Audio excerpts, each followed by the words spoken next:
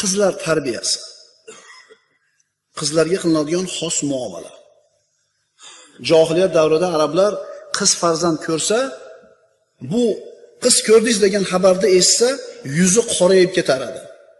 Qiz bolani yomon ko'rishar edi. Qiz bolaning tug'ilishligini o'zlariga bir foyda deb bilmas edi. Islom qiz farzandni aziz mukarram ekanligini shunday odamlarga bildirdi. Payg'ambarimiz sollallohu alayhi vasallam aytadilar.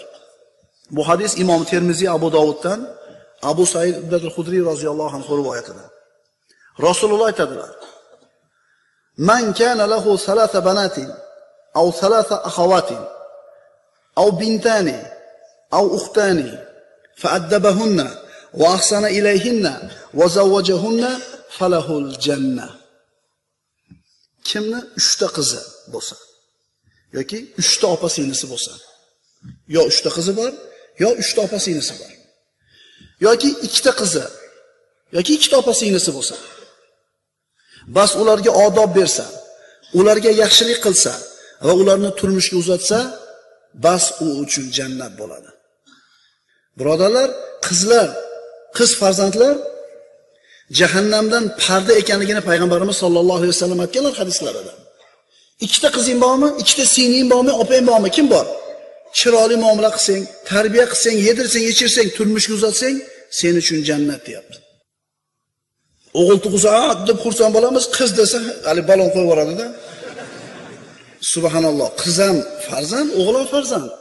Qizni ham Alloh beradi, o'g'ilni ham Alloh beradi. Ong'irab qo'ying. Sen qayerdan bilasan, o'g'il foydami senga, qiz foydami? Ya'ni qiz bolani hurmatli ekanligi, muhtaram ekanligi mana shu hadisdan bilinib turibdi. Mana shu farzandlarning tarbiyasi va xususan qizlar tarbiyasida qizlarimizga nomahram erkaklar bilan, begonalar bilan aralashib yurishlikdan ehtiyot bo'lishi kerakligini yoshligidan ta'lim beraylik. Chunki payg'ambarimiz aytganlar: "Ma xala rajulun bi imratin illa dakhala shaytonu ma'huma." Bu hadis Imom Tabaroniydan. Bir erkak o'ziga nomahram bo'lgan bir ayol bilan xilvatda qolar ekan, yolg'iz qolar ekan, shayton ularning uchinchisi bo'ladi.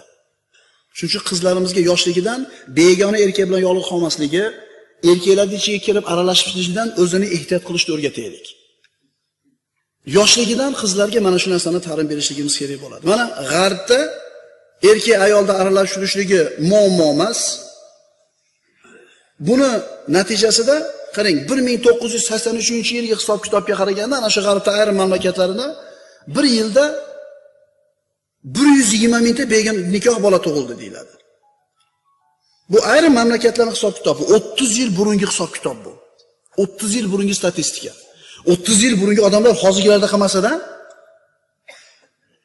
qalqalab boradi-da bir narsa, u yoqda ham, bu yoqda ham. Hozir nima bo'lyapti ekan?